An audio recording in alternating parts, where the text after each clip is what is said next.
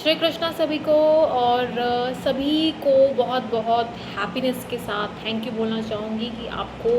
मेरी जो गाइडेंस है, मेरे डायरेक्ट रीडिंग के सेशंस हैं बहुत पसंद आते हैं, and also yoga therapy sessions. And जब भी मैं लेक्चर्स लेती हूँ इन चीज़ों के ऊपर, चाहे वो 7 चक्र ऑफ हीलिंग के ऊपर हो, या तो फिर जब भी आपकी लाइफ में कोई प्रॉब्लम्स एंड ट्रबल्स आ रही होती हैं रिगार्डिंग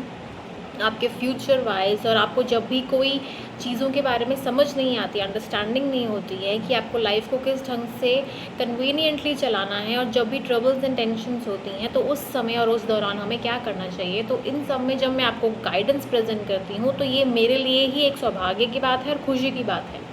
तो मैं बहुत ज़्यादा हैप्पी हूँ, and this is something I really feel कि जो मैं काम कर रही हूँ इससे बेहतर और काम हो ही नहीं सकता कहीं।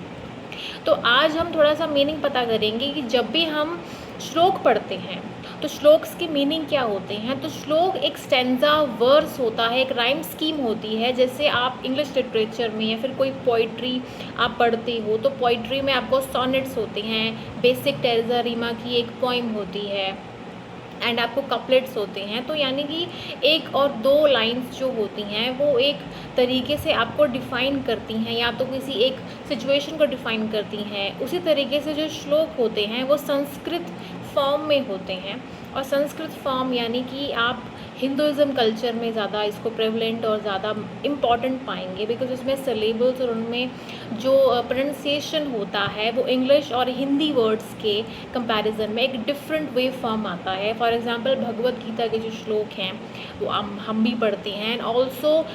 फॉरेनर्स ज़्यादा अट्रैक्ट क्यों होते हैं उस चीज़ से वो तो हम सब जानते ही हैं। सबसे ज़्यादा आप कृष्णा कॉन्शियसनेस में उनको देखते हो, और भगवत गीता और जितनी भी अलग जो भी भागवत पुराण है, ये सारे जो पढ़ने वाली चीज़ें हैं जब वो पढ़ते हैं तो उनको आनंदित फील होता है। तो संस्कृत के जो श्लोक्स हैं उनको हम अपनी लाइफ में एक विजडम के तौर पे लेते हैं, एक नॉलेज के तौर पे लेते हैं, और वो एक पर्टिकुलर सिचुएशन को अपने ही तरीके से डिफ़ाइन करते हैं।